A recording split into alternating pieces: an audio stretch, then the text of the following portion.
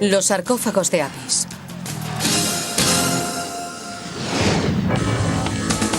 Los gigantescos sarcófagos de piedra de una tumba oculta esconden la clave de una antigua religión egipcia.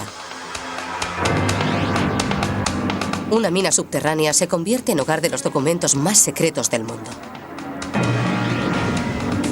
Salas de tortura tras las rejas de la prisión de Alcatraz revelan una horrible existencia para los reclusos indisciplinados. Habitaciones secretas y pasajes ocultos en el interior de una humilde casa de campo salvan vidas en un viaje hacia la libertad.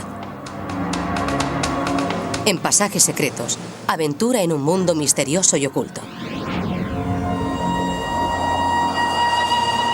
Durante más de 2 siglos, los arqueólogos han escudriñado los desiertos egipcios azotados por el viento. En cualquier momento puede aparecer el pasaje oculto a una tumba para perderse rápidamente bajo las cambiantes arenas del Sáhara. Cuando se resuelve un misterio, se desvanece otro. Un misterio permanente rodea la adoración a los animales de los antiguos egipcios. Pero el descubrimiento de un pasaje secreto que desembocaba en una tumba oculta en la región de Saqqara arrojó nueva luz sobre uno de los cultos a animales menos conocido. Ubicada a 30 kilómetros del Cairo, Saqqara cuenta con espectaculares ruinas, algunas a merced de los elementos, otras aún por descubrir.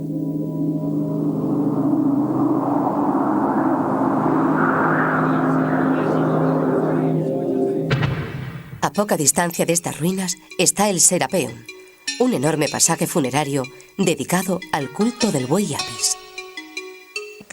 El culto a los bueyes es muy antiguo en Egipto. Hemos encontrado pruebas desde la primera dinastía en adelante.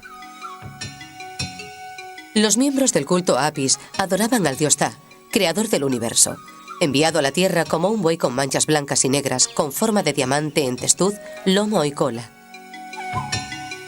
El animal reinaba como la encarnación terrenal del dios hasta su muerte natural.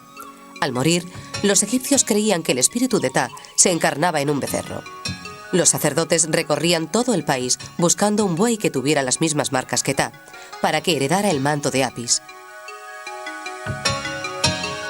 Aunque prosaico, el buey celestial era alojado en un ornamentado templo en Saqqara y vivía una existencia lujosa que rivalizaba con la de cualquier faraón.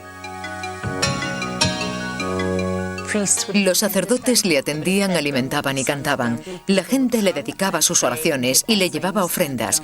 Hacían todo lo posible por el buey. Durante las festividades, el buey Apis desfilaba entre la inquisitiva multitud, mientras los sacerdotes preguntaban al dios cuadrúpedo en nombre de la gente. Los sacerdotes interpretaban los sonidos, los movimientos de la cola o de las orejas del dios para responder a las preguntas de la muchedumbre. Esta mimada existencia podía durar más de 20 años. Aunque adorado en vida, la muerte de un buey Apis provocaba una aún mayor ostentación de reverencia y amor.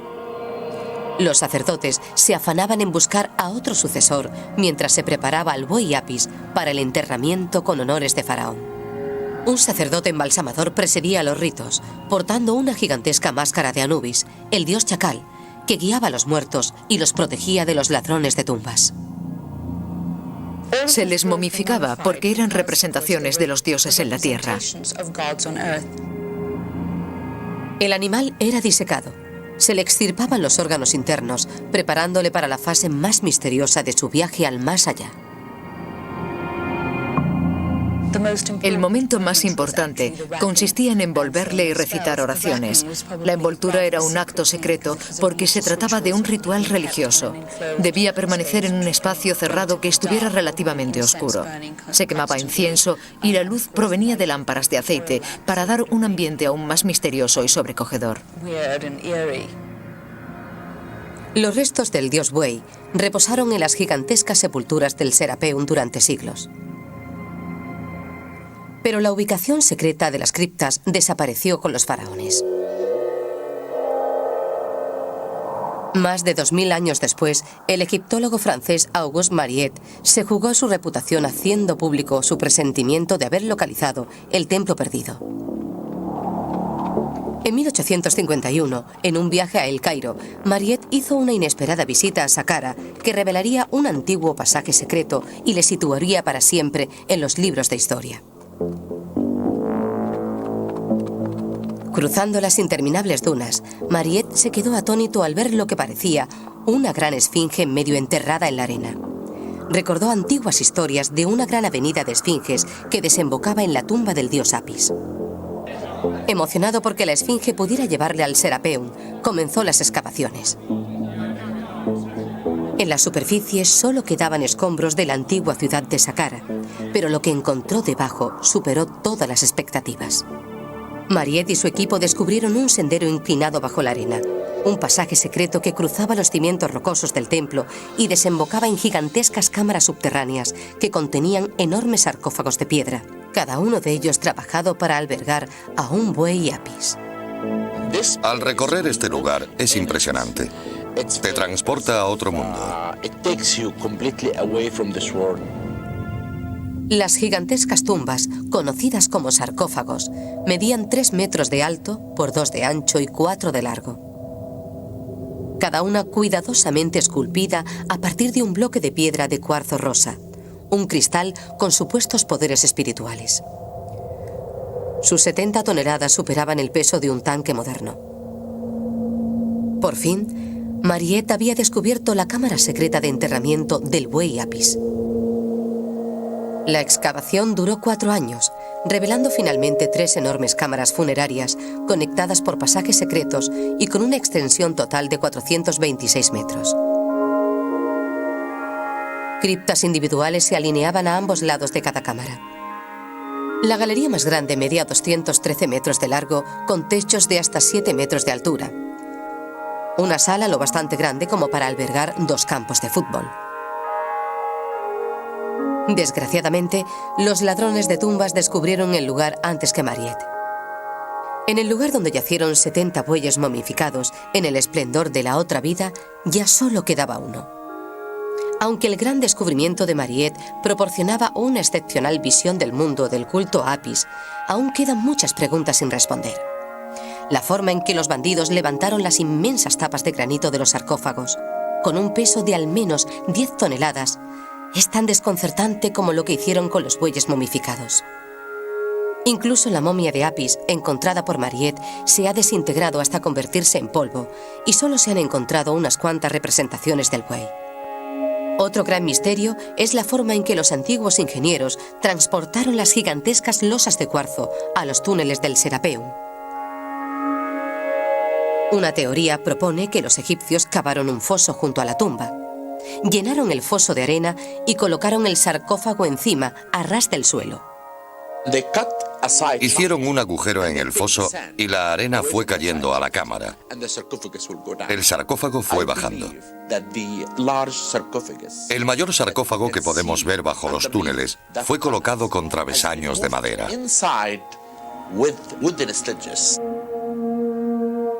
Mariette nunca descubrió otro lugar que pudiera rivalizar en importancia con el Serapeum. Aunque el templo no albergaba los valiosos objetos de otras tumbas, su valor para la cultura y la historia de Egipto supera todos los cálculos. Cuando murió, Mariette fue enterrado junto al Museo del Cairo, que guarda muchas reliquias egipcias. Desde aquel descubrimiento, se descubren diariamente muchas reliquias de civilizaciones antiguas o perdidas. Los 9 millones de kilómetros cuadrados de arena hacen que la búsqueda de más pistas del antiguo culto a los animales en Egipto suscite más preguntas sin respuesta.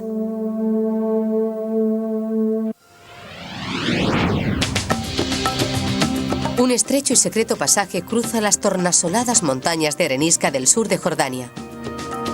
Al final de una fisura de casi 1 kilómetro, se encuentra la sorprendente ciudad perdida de Petra.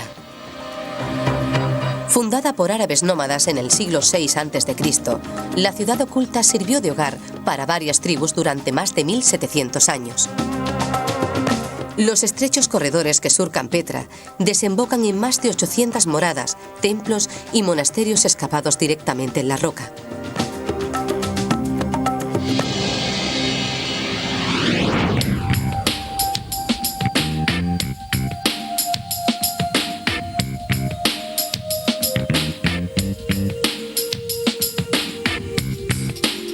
60 metros de profundidad, bajo las colinas del oeste de Pensilvania, hay un laberinto secreto con más de 30 kilómetros de túneles, cientos de estancias sin nombre y algunos de los documentos más importantes de los Estados Unidos y del mundo.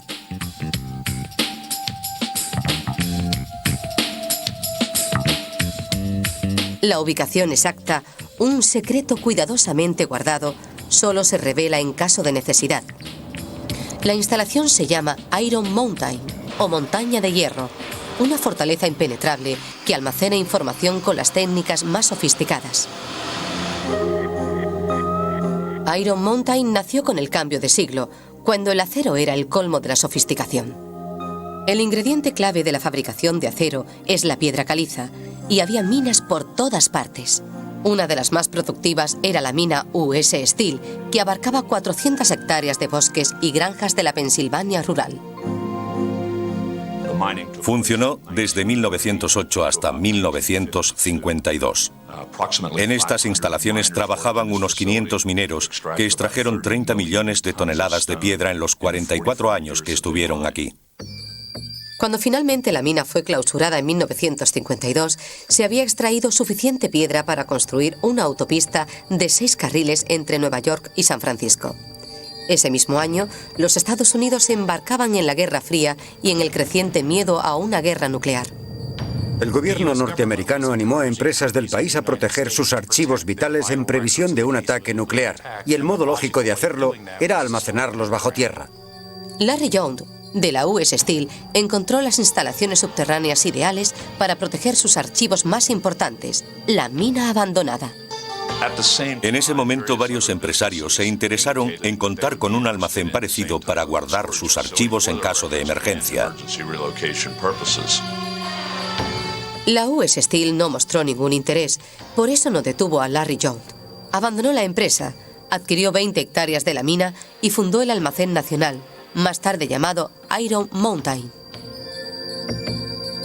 En 1953 se inauguraron estas instalaciones como almacén de documentos importantes. Contaba con estancias para los ejecutivos de las empresas en caso de un ataque nuclear. El tiempo de aviso de un ataque nuclear sería corto y solo los hombres de negocios de la zona arrendaron las habitaciones. El espacio secreto estaba limitado a una zona de conferencias, oficinas, habitaciones y una cocina. 900 metros cuadrados en total, más tarde convertidos en almacén subterráneo. Cuando la Guerra Fría perdió importancia, la Iron Mountain se centró en su objetivo primordial, la protección de archivos. En la última mitad del siglo XX, la lista ha crecido hasta incluir los secretos de miles de hombres de negocios y del gobierno de los Estados Unidos, y ha requerido de lo último en tecnología. Desarrollamos los espacios de clima controlado. Contamos con más de 50 patrones medioambientales diferentes para el almacenamiento de papel, microfilm y soportes magnéticos. En estas instalaciones tenemos salas con un volumen de 140 millones de metros cúbicos de papel y 5 millones de microfilms. También almacenamos películas. Un volumen de 12 millones de metros cúbicos sería suficiente para llenar de películas 20 casas con sus garajes del suelo al techo.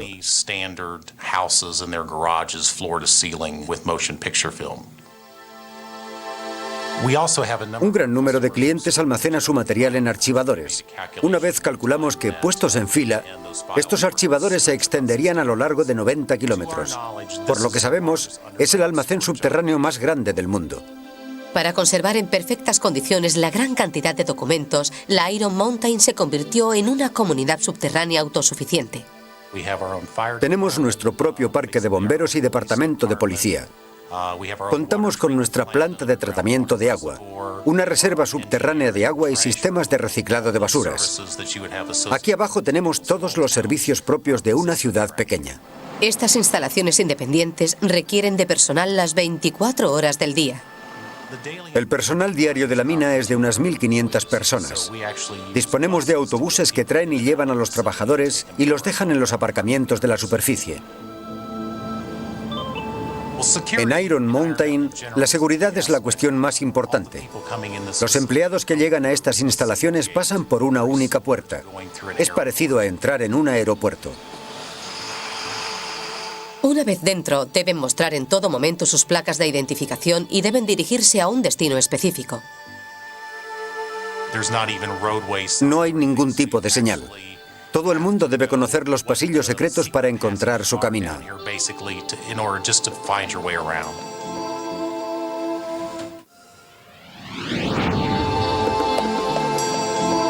Los oscuros y secretos pasajes de Iron Mountain serpentean a través de un enclave geológico único.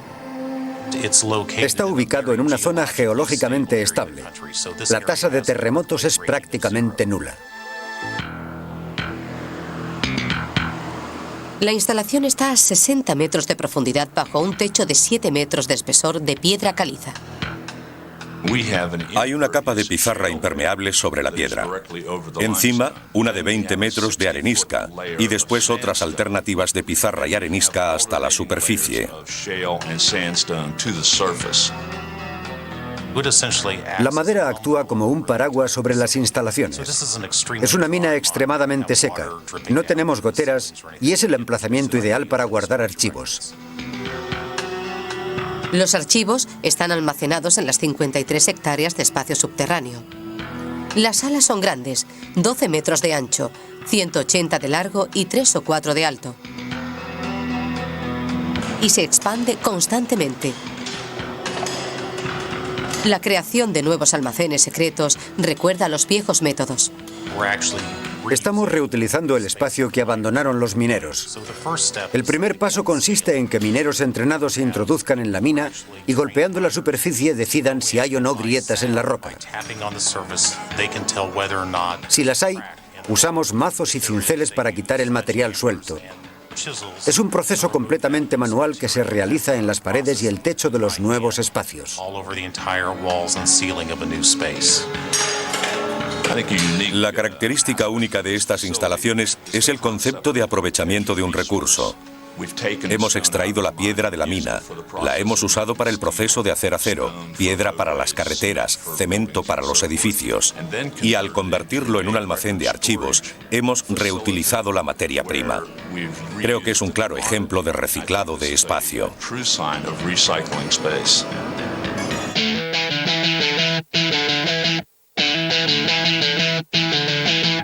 La vasta colección de archivos almacenados en Iron Mountain cubre todo el espectro.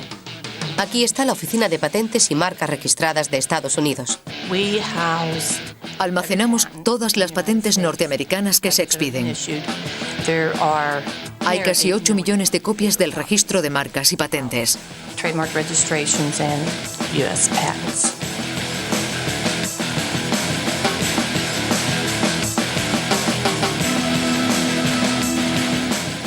Los millones de patentes de plantas híbridas están almacenadas en una habitación aislada, donde la temperatura debe permanecer constante a 1 grado centígrado. Estas patentes contienen fotos a todo color de la planta a patentar. Para evitar que las fotos pierdan el color, se almacenan a baja temperatura. En esta sala se encuentra la patente de la manzana roja patentada en 1958. Iron Mountain alberga miles de películas clásicas, pero sus títulos son secretos para el gran público. Uno de los aspectos clave de estas instalaciones es el anonimato. La mayor parte de nuestros clientes no quieren que se sepa que utilizan nuestros servicios. Para la BMG es importante contar con un entorno seguro. Este gigante discográfico almacena sus tesoros de la historia de la música americana en 2 millones de metros cuadrados de espacio custodiado. Almacenamos archivos de audio en varios formatos, en cintas, CDs, DATs y casetes. La grabación más antigua almacenada aquí es de Bess Osman, también conocido como Banjo King. Tocaba ragtime. Fue grabada en octubre de 1902. Tenemos el primer éxito en solitario de Frank Sinatra, Night and Day, grabado en enero de 1942 y que encabezó la lista de éxitos en marzo de ese año. Tenemos una cinta de Elvis Presley grabada a mediados de los 50 de Young Dog y Don't Be Cruel, que fue uno de los álbumes de más éxito de todos los tiempos.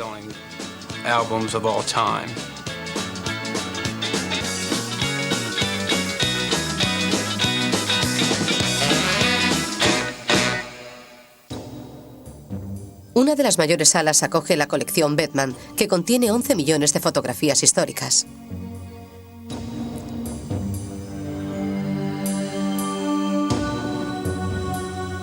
Iron Mountain alberga 5 millones de microfilms y 2,5 millones de tarjetas de apertura. Una tarjeta de lectura informática con un microfilm que contiene información de diseños de ingeniería. Las instalaciones almacenan 14 millones de metros cúbicos de archivos bancarios. La mayor parte de los almacenes de papel son habitaciones relativamente grandes con una superficie de 2,5 millones de metros cuadrados. Para la conservación de papel se requiere una temperatura de menos de 20 grados centígrados con un 30 o 35% de humedad relativa. La atmósfera que logramos mantener salvaguarda el papel de calidad de 500 a 1000 años. Las instalaciones también almacenan soportes magnéticos, incluyendo un volumen de 1,5 millones de metros cúbicos de cintas. Pueden ser cintas de seguridad o grabaciones de sonido o vídeo. Las salas más modernas sirven para el almacenamiento digital, armarios de unidades de disco, en un centro de datos con un volumen de 600.000 metros cúbicos. Hay una gran cantidad de historia almacenada en este lugar. Dentro de 50 o 100 años, las empresas querrán saber cuáles fueron sus comienzos.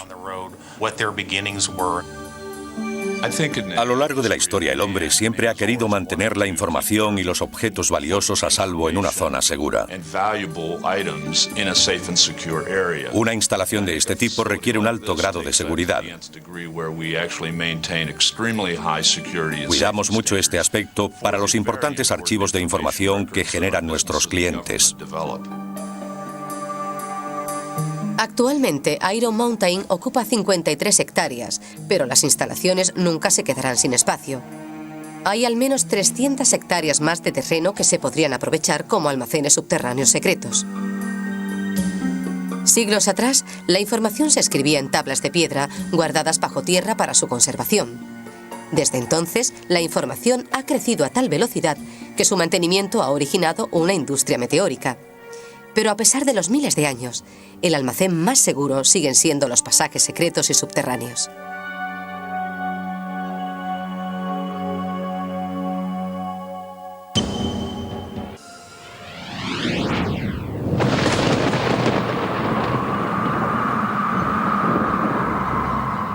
En 1941, un preso del penal federal de Alcatraz se enfrentaba a juicio. Se llamaba Henry Young y estaba acusado de asesinar brutalmente y sin provocación previa a otro recluso.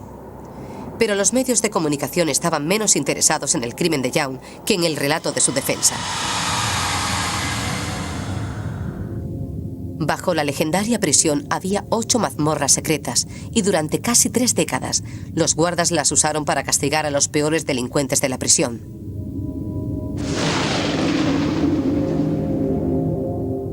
Pero las mazmorras ocultas de Alcatraz no siempre fueron cámaras de tortura. Su origen fue más benévolo. A principios de 1853, 200 trabajadores pasaron 6 años construyendo una fortaleza para el ejército norteamericano, diseñada como parte de las defensas costeras de la nación para proteger el puerto de San Francisco en caso de ataque. Conocida como la Ciudadela, la fortaleza era un edificio rectangular de 3 pisos de ladrillo y granito que emergía del punto más alto de la isla. Para facilitar su defensa, la ubicaron en medio de un gigantesco foso seco, al que se referían como el foso o la zanja. El nivel inferior de la ciudadela estaba por debajo del nivel del foso, con los 2 pisos superiores por encima para situar a los francotiradores. El nivel inferior, incluyendo el foso, tenía el tamaño de la mitad de un campo de fútbol. Un corredor dividía el espacio con un total de 14 salas a cada lado. Al estar por debajo del nivel del suelo, no había habitaciones. Eran cocinas, almacenes, letrinas y talleres de trabajo. En los muros exteriores de las habitaciones, los ingenieros dispusieron aspilleras, permitiendo así que los soldados dispararan desde el interior sin exponerse al fuego enemigo. En los bordes exteriores del foso seco, en el cuadrante nororiental y suroccidental, había 8 salas, excavadas directamente sobre la roca. Usadas como almacenes fríos, cada una medía casi 3 metros de ancho por 2,5 de profundidad, suficiente espacio para un hombre tumbado. Con los años, los soldados de la fortaleza grabaron sus nombres en los muros del almacén, hasta 1908, cuando el ejército sustituyó la ciudadela por una prisión militar. Levantaron los 2 pisos superiores del fuerte, dejando los almacenes como parte de los cimientos de la cárcel. La prisión cubrió totalmente el nivel inferior de la ciudadela, dejando al foso y las habitaciones en total oscuridad. Era frío y húmedo. No había ventilación. Daba miedo estar ahí abajo. Era espantoso. Los oficiales se aprovecharon de este inhóspito ambiente. Alguien, no sabemos quién, tuvo la idea de convertir estos almacenes en celdas solitarias y oscuras para la nueva prisión. Convertirlas en mazmorras fue una tarea sencilla. Solo hubo que quitar las puertas y las contraventanas de madera y sustituirlas por puertas y ventanas enrejadas. Las celdas individuales albergaban a los peores delincuentes militares, los incorregibles. Desde ladrones, asesinos y violadores hasta objetores de conciencia que se negaron a combatir en la Primera Guerra Mundial. Los que no se atenían a las reglas de la prisión tenían un viaje asegurado a las mazmorras. Dependía de un gran número de variables. Lo que hubieran hecho antes, su actitud, la gravedad del delito, lo que hubiera desayunado el guarda o el humor que tuviera ese día. Los guardianes escoltaban a los convictos desde sus celdas a través de unas escaleras de cemento hasta una puerta de hierro impenetrable en las ruinas de la antigua ciudadela. Pasaban a través de un pasaje secreto hasta una de las 8 mazmorras, encerrando a los convictos dentro con tan solo un cubo para los desechos. Cuando salían, apagaban las luces dejando a los presos en total aislamiento. Se les confinaba en la oscuridad de la mazmorra o, si el castigo era mayor, se les encadenaba a la puerta de pie. Durante 14 días, la única fuente de luz era la linterna del guardia. Cuando los convictos entraban en las mazmorras, sufrían mucho. Tenían que vivir con el frío, la humedad y la oscuridad. No podían ver ni a un palmo de la cara. Eran intimidantes. Podían romper a una persona independientemente de lo fuerte que fuera. En sus memorias, el objetor de conciencia Philip Grosser escribió sobre su estancia de 14 días en la mazmorra en 1919. Me dejaron allí con la única compañía de las ratas. El aire estaba estancado, las paredes estaban pegajosas y la oscuridad era tan completa que no podía ver mis manos a pocos centímetros de la cara. Lo más duro de soportar era la oscuridad, sentarte y dormir sobre el suelo de cemento húmedo, la falta de luz o sonidos de los seres humanos. La privación sensorial es un arma poderosa. Estar encerrado en una oscura mazmorra durante 14 días seguidos, con escasa estimulación de sonidos y la propia imaginación, hace que pase cualquier cosa por la cabeza. Los convictos estaban convencidos de que los conquistadores españoles construyeron las mazmorras por debajo del nivel de la bahía. Muchos hombres pensaban que las mazmorras estaban ubicadas por debajo del nivel del mar, porque cuando estuvieron confinados allí, escuchaban el goteo del agua, probablemente de una mala instalación de las tuberías. Al menos en una de las mazmorras caía agua. Los grafitis de las celdas señalaban los intentos desesperados de los presos por seguir en contacto con la realidad. Los hombres que estuvieron encerrados aquí grabaron sus nombres o sus números de registro. A veces eran simples marcas talladas en los ladrillos de las paredes. 1, 2, 3, 4, 5, hasta 14. Ese era el número máximo de días seguidos que podían permanecer en la mazmorra. En 1933, la Oficina Federal de Prisiones se hizo cargo del penal militar. El alcaide James Johnston transformó las instalaciones en una prisión de máxima seguridad, instalando garitas y rejas más resistentes. Pero continuó usando las mazmorras secretas como máximo castigo.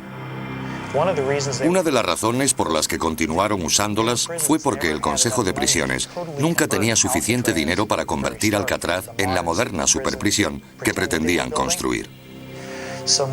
Más por necesidad que por otra razón, continuaron usando las 8 mazmorras del sótano.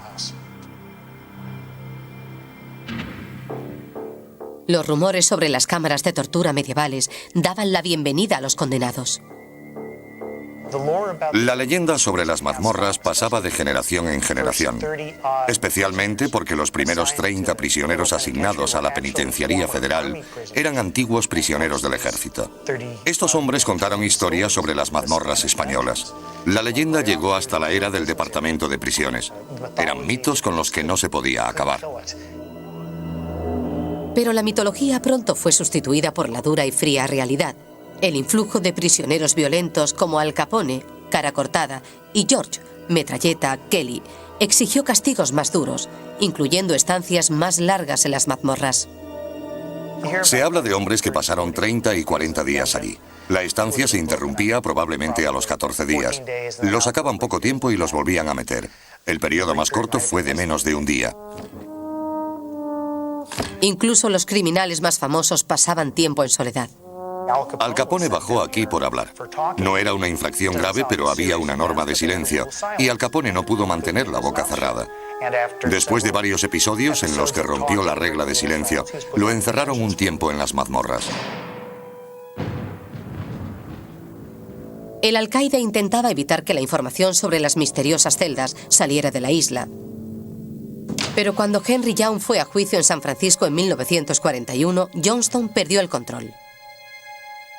Tras haber asesinado sin provocación previa a su compañero Rufus McCain delante de cientos de testigos, el prisionero Henry Young terminó en una celda de aislamiento. Aunque el caso parecía claro, los abogados de Young presentaron a su cliente como una víctima indefensa, cuyas prolongadas estancias en las mazmorras le provocaron un trastorno mental transitorio.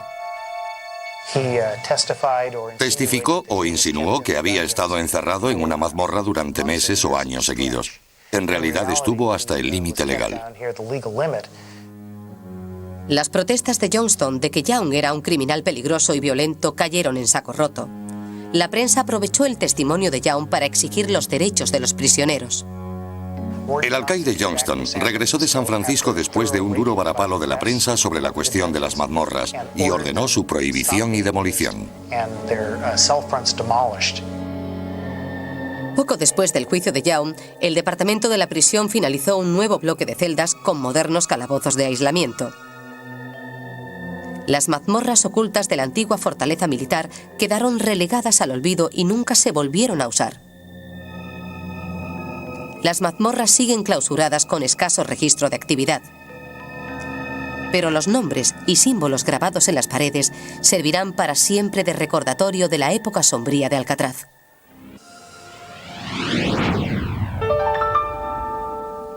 Nacido y criado cuáquero en el estado esclavista de Carolina del Norte, Levi Coffin tenía 7 años cuando vio de cerca la esclavitud.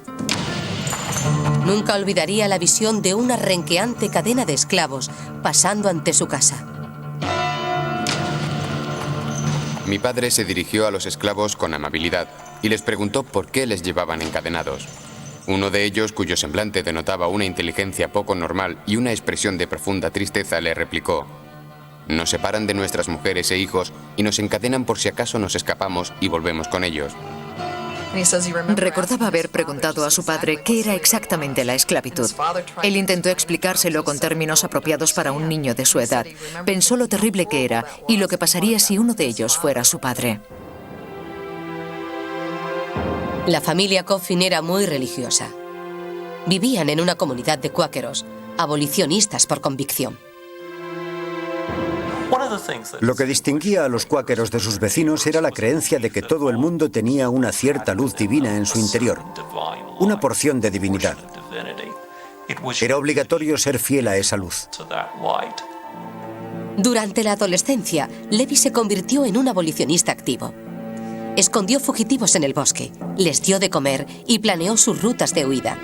Su fama se extendió rápidamente entre los esclavos. Estos esclavos sabían dónde vivía y solían venir a mi casa en el silencio y la oscuridad de la noche para conseguir alimento y ayuda.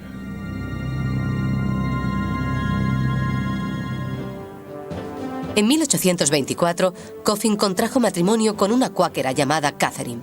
Cuando la pareja se mudó a la comunidad cuáquera de Newport, en Indiana, Coffin mantuvo el contacto con sus raíces abolicionistas.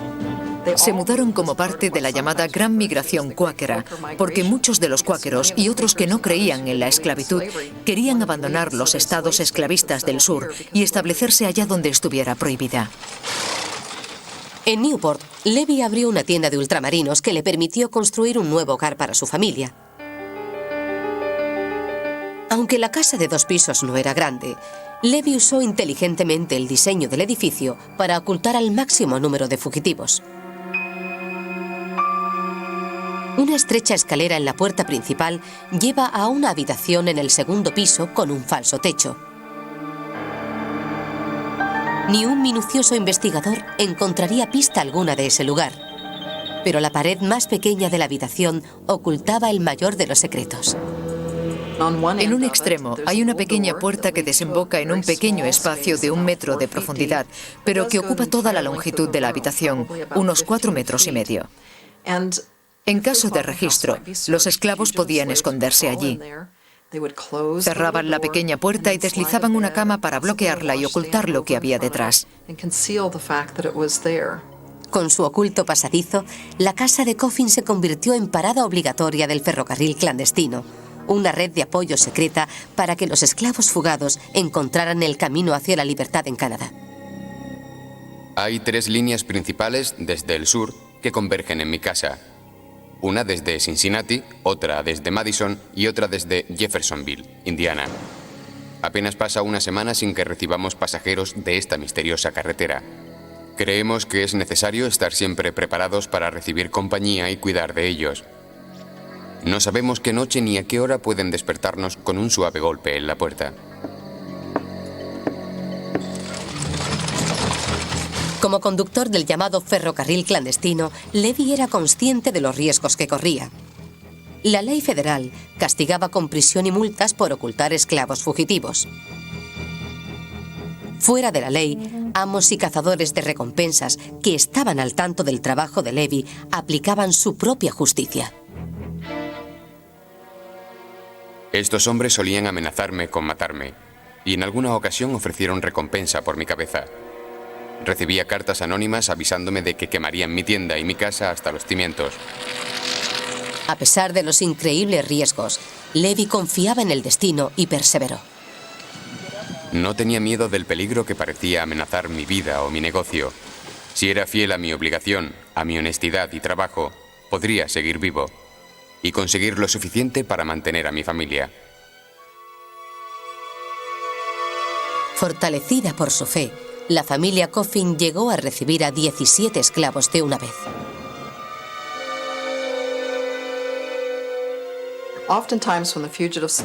Cuando llegaban, estaban cansados, tenían frío y hambre. Muchas veces no llevaban más que harapos. Pero a pesar de las coacciones o del peligro implícito, los Coffin nunca negaron asilo a los fugitivos. La Biblia, al hablar de dar de comer al hambriento y dar de beber al sediento, no dice nada sobre el color. Yo debo intentar seguir los preceptos de ese libro. Estaba ansioso por recibir y ayudar a tantos fugitivos como se acercaran a mi casa. El escondite de los Coffin siempre estaba lleno.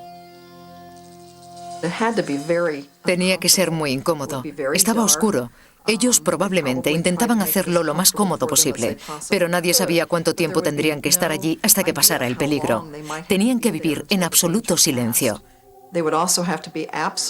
No podían mover un músculo y no podían olvidar que había una puerta detrás de la cama que ocultaba lo que ocurría allí.